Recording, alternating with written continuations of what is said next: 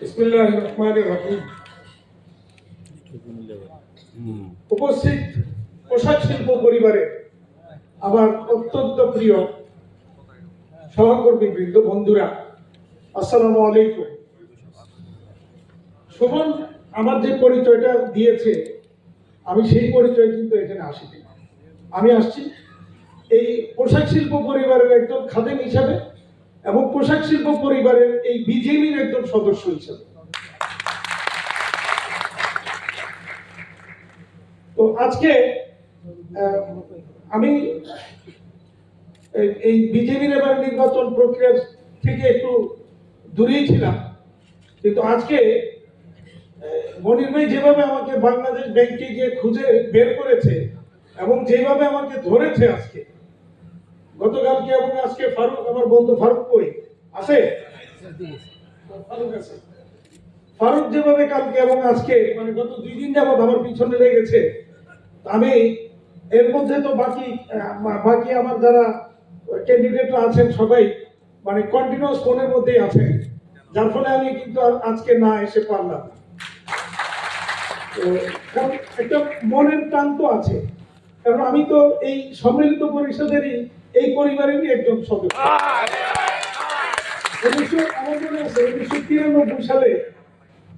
1993 সালে নির্বাচনের আগে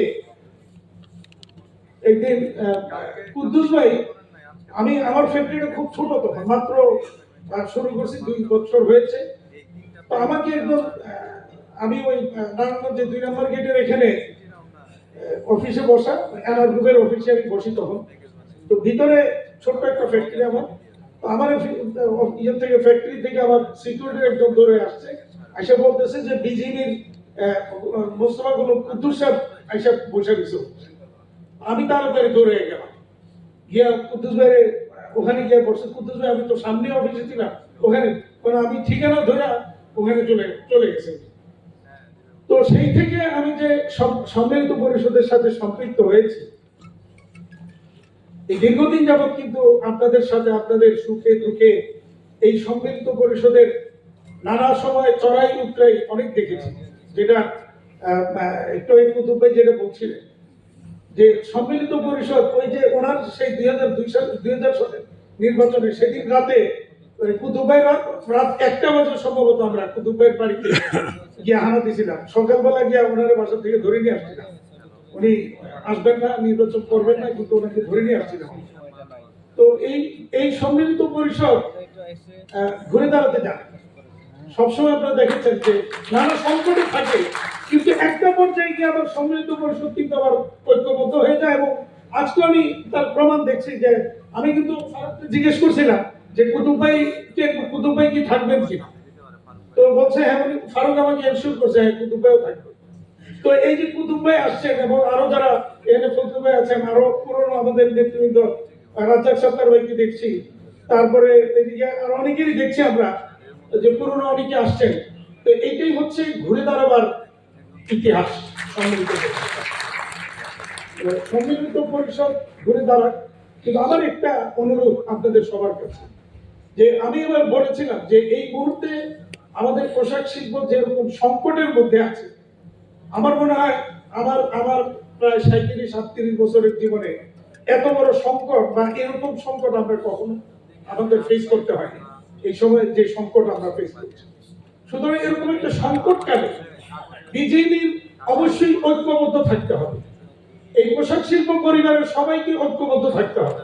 এটা 1 নম্বর আমি মনে করি জরুরি এবং ক্রাইটেরিয়া, যে পোশাক শিল্পের সবাই যদি আমরা ঐক্যবদ্ধ থাকতে পারি, একসাথে কাজ করতে পারি, সেখানে বিকিনি বিজিনি কিন্তু ভেদাভেদ নেই। বিকিনি বিজিনি আমরা সব প্রয়োজনের সাথে আমাদের আরেকটা ব্যাকওয়ার্ড লিঙ্কেজ ইন্ডাস্ট্রি বিজিএমই এর সাথে আমরা নিয়ে, সাথে অ্যাক্সেসরিজ অ্যাসোসিয়েশন আছে, অন্যান্য অ্যাসোসিয়েশনগুলি আছে আমাদের সাথে সম্পৃক্ত, সবাইকে নিয়ে আমাদেরকে কিন্তু এই সংকটটাকে মোকাবেলা করতে হবে। সেই জন্য এই বছর বিজেপির নির্বাচনটা পরিহার করতে পারলে সবচেয়ে ভালো হতো। তাহলে সবার মধ্যে একটা ঐক্যবদ্ধের বন্ধনটা আর একটু সুদৃঢ় হতো।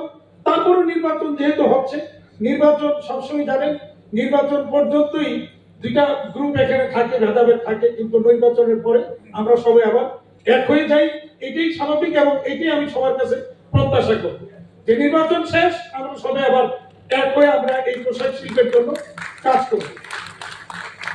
যোগ্য দুই দলেই যোগ্য অনেক ব্যক্তি আছেন, যোগ্য অনেক ক্যান্ডিডেট আছেন। বিশেষ করে চট্টগ্রামের কথা কুতুব ভাই বলছিলেন যে আমার কাছে খুব ভালো লেগেছে যে চট্টগ্রামে এরশাদ ভাই এবার অত্যন্ত স্ট্রং একটা টিম সেখানে দাঁড় করিয়েছেন। এটা আমার মনে হয় সম্মিলিত পরিষদের সাফল্যের পিছনে এইটা একটা ভূমিকা রাখবে। অতীতেও কিন্তু এরকম ভূমিকা আমরা দেখেছি। তো এই ভূমিকাটা আমরা প্রত্যাশা করছি এবং আমরা বিশেষ করে আমি আমাদের কিন্তু আমার বিকিমির যারা সদস্য তাদের অধিকাংশ কিন্তু বিজেপির আবার সদস্য। আর এবারে যে বিকিমির যে নির্বাচন আপনারা অনেকেই গিয়েছেন, সেদিন দেখেছেন এই সরকারের আমলে প্রথম একটি নির্বাচন হলো, যে কোনো নির্বাচনই যদি বলি এই প্রথম একটা নির্বাচন হলো এবং বড় একটি ট্রেড বোর্ডের মধ্যে বিকিমি নির্বাচন গত 10ই মে হয়েছে। আপনারা দেখেছেন সারাদিন ব্যাপী অত্যন্ত সৌহার্দ্যপূর্ণ পরিবেশে, উৎসবমুখর পরিবেশে আমরা কাঁধে কাঁধ মিলিয়ে একসাথে থেকে নির্বাচনটা সম্পন্ন করেছি। আমার মনে হয় এরকম এই দৃষ্টান্তটাই আমাদের জন্য থাকবে এবং বিজেপি তো এই ধরনের একটা নির্বাচন হবে এই প্রত্যাশা আমি করব এবং আপনাদেরকে অনুরোধ করব অন্তত সবাইকে অন্তত নির্বাচনে ভোট কেন্দ্রে যাতে আসে এই কাজটা করবেন। সবাই যেন ভোট দেন, চয়েস থাকতেই পারে, দুই দলেই অনেকের চয়েস থাকতে পারে, কিন্তু যোগ্যতার দিক থেকে বিচার করেই সেখানে ভোট দিবেন, এটাই আমি প্রত্যাশা করবো। এবং সম্মিলিত পরিষদের যোগ্যতা কিন্তু বিগত দিনে সম্মিলিত পরিষদের আগে যারা প্রেসিডেন্ট ছিলেন সবাই প্রমাণ করেছেন। সম্মিলিত পরিষদের প্যানেল যখনই দাঁড়িয়েছে তারা তাদের যোগ্যতা প্রমাণ করেছে। সুতরাং সেই যোগ্যতা দেখে আপনারা সবাই ভোট দিবেন। আগামী 31শে মে আমার ইলেকশনের পরে 23শে মে আমার দেশের বাইরে চলে যাওয়ার কথা ছিল। আপনাদের সকলের ভালোবাসার টানে আমি কিন্তু থেকে গেছি। আমি 31শে মে রাতের টিকিটটা আবার চেঞ্জ করে করেছি যে সারাদিন আপনাদের সাথে থাকবো এখানে ইনশাল্লাহ এবং আপনাদের এই উৎসব মুখর একটা নির্বাচন আমি যেন সেদিন দেখি এই প্রত্যাশা আমার থাকে। আমি সাংবাদিক বন্ধুদের বলবো যে আপনারা আপনাদের লেখনীর মাধ্যমে আপনারা কথা বলবেন। আমি সেদিন আপনাদের ওই হোটেল ইন্টারকন্টিনেন্টালে একটা প্রোগ্রাম ছিল, কাজী মনির ভাইয়ের একটা কমেন্ট সেদিন পরদিন খুব ভাইরাল হয়েছে এবং সেদিন আমি এরপর আমি এটিএন নিউজে একটা বক্তব্য দিয়েছি। আমার কাছে খুব খারাপ লেগেছে যখন ওই 28শে মে এর মধ্যে বেতন দিতে না পারলে জেলে যেতে হবে মালিককে। এটা অত্যন্ত দুর্ভাগ্যজনক, দুঃখজনক। এটা কারণ আমি বলেছি যে ওই মাহমুদ টেনিমের বিষয়টা নিয়ে সেদিন কথাটা উঠছে, আমি ছিলাম মিটিংয়ে, বাট সেখানে কিন্তু এই ধরনের কোনো কথা সেদিন মিটিং হয়নি। পরবর্তীতে হয়তো মিডিয়ার সাথে উপদেষ্টা মহোদয় কোনো এক প্রসঙ্গে হয়তো কথাটা বলেছেন, জানি না কোন প্রেক্ষাপটে কোন প্রসঙ্গে বলেছেন, কিন্তু মাহমুদ টেনিম কিন্তু তার শ্রমিকের সকল বেতন কিন্তু পরিশোধ করেছে। সেখানে ওই শ্রমিকদের সার্ভিস বেনিফিটটা বকে আছে। এখন মাহমুদ টেনিমের যদি সার্ভিস বেনিফিট, শ্রমিকের সার্ভিস বেনিফিটের জন্য জেলে যেতে হয়, তাহলে এই মাহমুদ টেনিমের উদ্যোগটা গত 30-35 বছর যাবৎ এদেশকে যে সার্ভিস দিয়ে গেল, এদেশের একটা জনগোষ্ঠীকে কর্মসংস্থান করে গেল, বৈদেশিক মুদ্রা অর্জন করতে দেশকে সাহায্য করে গেল, এই সার্ভিস, এইটার সার্ভিস বেনিফিট কে দিবে? সরকার দিবেন? আমরা সরকারের কাছে অনুরোধ করবো তাকে জেলে দেওয়ার আগে তাকে আগে ওই সার্ভিস বেনিফিটটা আগে তাকে এনশিওর করেন। আমরা সকলে মিলে তার শ্রমিকের সার্ভিস বেনিফিট দেওয়ার ব্যবস্থা করব। আর আমাদের একজন পোশাক শিল্পের মালিক যদি এই ধরনের কোনো কেউ অন্যায় করে, অন্যায়ের সাথে আমাদের কোনো আপোষ নেই। যে সমস্ত মালিক অন্যায় করে, আমরা অনেক সময় শুনি যে কাপড় এনে বিক্রি করে দেয় বা অন্যান্য অন্যায়ের সাথে সম্পৃক্ত, তাদের ব্যাপারে আমাদের কোনো বক্তব্য নেই।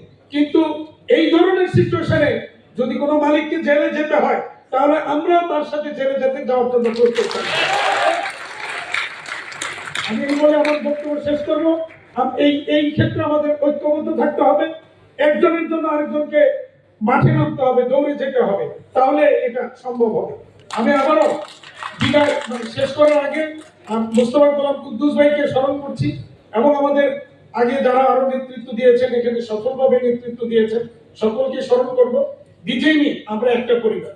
আগে ফোরাম হোক, সম্মিলিত পরিষদ হোক, যারাই নেতৃত্ব দিয়েছেন সবার প্রতি আমাদের শ্রদ্ধা থাকবে, সবার প্রতি আমাদের কৃতজ্ঞতা থাকবে। এই পোশাক শিল্পকে আরো এই সংকট থেকে উত্তরণের জন্য আমরা সকলের ঐক্যবদ্ধ সহযোগিতা কামনা করছি। ধন্যবাদ আপনাদের সকলকে।